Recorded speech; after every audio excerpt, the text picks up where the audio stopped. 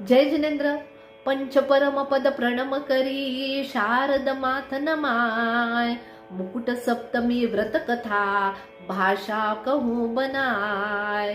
मुकुट सप्तमी म्हणजेच मोक्ष सप्तमी, श्रावण शुक्ल सप्तमी या दिवशी 23वे तीर्थंकर भगवान पार्श्वनाथ यांचे मोक्ष कल्याणकही आपण साजरे करतो. या व्रताची कथा अशी आहे. जम्बूद्वीपातील कुरुजांगल देशातील हस्तिनापूर ही नगरी, या नगरीमध्ये राजा विजयसेन आणि राणी विजयावती यांचे राज्य होते. या दोघांनाही 2 कन्या, त्या म्हणजे मुकुटशिखरी आणि विधिशिखरी.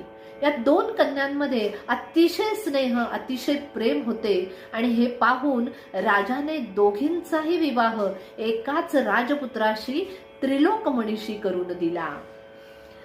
हस्तिनापूर नगरीमध्ये यानंतर बुद्धिसागर आणि सुबुद्धिसागर नावाचे 2 चारणवृत्तीधारी मुनिराज आले. राजाने या दोघींमध्ये एवढा स्नेह, एवढे प्रेम कसे आहे असा प्रश्न मुनिराजांना करताच त्यांनी सांगितले, याच हस्तिनापूर नगरीमध्ये धनदत्त नावाचे सेठ राहत होते, ज्यांना जिनमती नावाची कन्या होती आणि तेथेच असणाऱ्या माळ्याला वनमती नावाची कन्या होती. या दोघींनीही मुनिराजांकडून मुकुट सप्तमी व्रताचा अंगीकार केलेला होता. एके दिवशी उद्यानामध्ये असताना, खेळत असताना दोघींनाही सर्पदंश झाला आणि त्यानंतर त्या स्वर्गामध्ये देवी होऊन जन्मल्या. तेथे धर्मध्यान करून, आत्मराधना करून हे राजन त्या तुझ्या पोटी जन्मघेत्या झाल्या. आपल्या कन्यांचे हे भवांतर ऐकून राजा आनंदित झाला. दोन्ही कन्याही आनंदित झाल्या.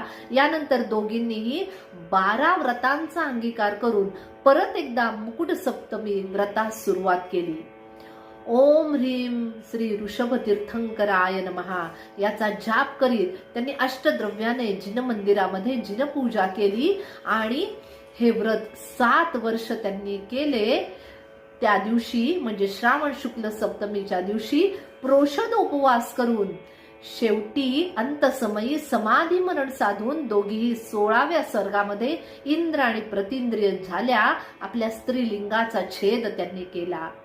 यानंतर धर्मध्यान करत त्या मनुष्य होतील आणि आपल्या कर्मांचा नाश करून आपला मोक्ष मार्ग प्रशस्ती करतील. असे हे मुकुट सप्तमी व्रत कथा. जय जिनेंद्र.